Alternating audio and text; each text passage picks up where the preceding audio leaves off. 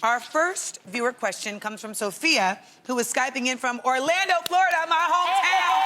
Shout out to Dr. Phillips High School, DP. DP.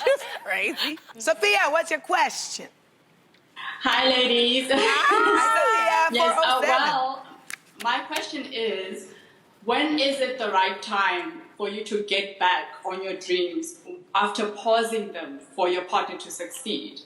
Because sometimes we tend to do a lot of, things for the one that we love, but then you tend to forget about yourself.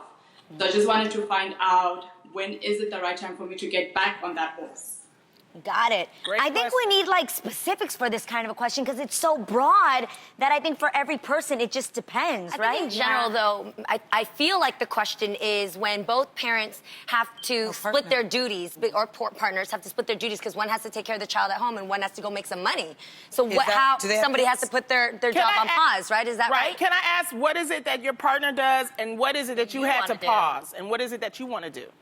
Yeah, sure. Well, I always wanted to be like a performer or an actor or anything. Okay. So I was studying, and then I had to pause my classes in order for him to focus on what he wants to do.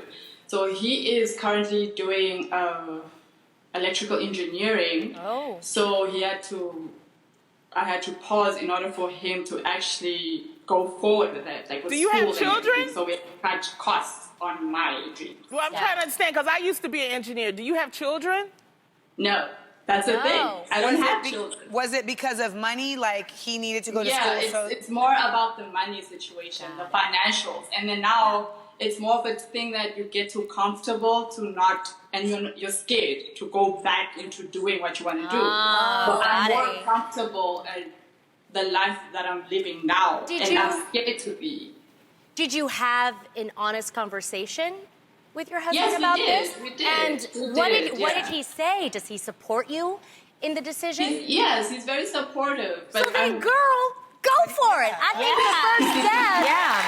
think the first step is starting, Yeah. And sometimes in marriages, in relationships, sometimes the spouses have different occupations. Yeah. And I can only speak from my personal experience. My husband, he was a journalist. I'm in the entertainment industry. And at one point, his job wanted him to move to Dubai, Israel, London. At one point. He was like, wait a minute, no, my wife is doing great on this show called The Real, and I want to support her. And it just didn't make sense for him to leave at that particular point in time. I think ultimately it's about weighing what matters most to you, makes sense to and you. Recognizing if you don't go after it, will you live the rest of your life feeling unfulfilled? And those are real, honest questions you have to ask yourself. And I think the one most important thing to do is never to pause so long that you lose yourself, right? Yes. So, That's time. what I'm afraid of. Yes. Yeah. So time is great, babe. This is important for you. If he already said go, then I think you should do what Tam said and go for it.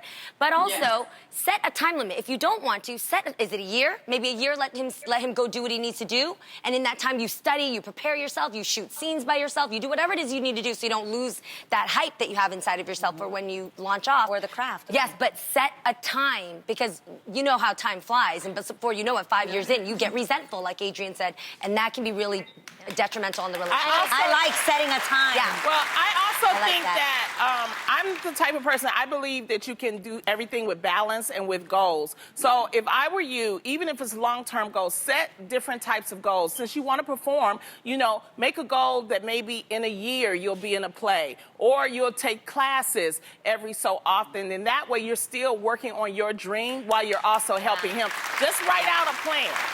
And you can do it. Orlando has a lot of opportunities for theatrical classes and different regional theater, etc. So there's actually a really good base there for you to be able to be a part of that world without having to be enveloped in that world. Right. And I remember speaking to an actress who helped raise her son first, and actually met her at the Tyler Perry stage opening. Do you remember sitting with the actress, Bonnie? And the story goes, not only is she now on a Tyler Perry show, her son is a working actor as well. Yeah. That's amazing. Yeah. It can work out. It's all about planning. When I was trying to get out of engineering into, entertainment, I had to actually plan. I understand totally about the finances, but it can be work. You just have to plan it, and you have his support. That's the first Having thing. his You're support good. is so great. So good luck, and why don't you keep up? Let us know, keep us informed of how it's going for you, okay? Thank you, Lonnie. Thank you, guys.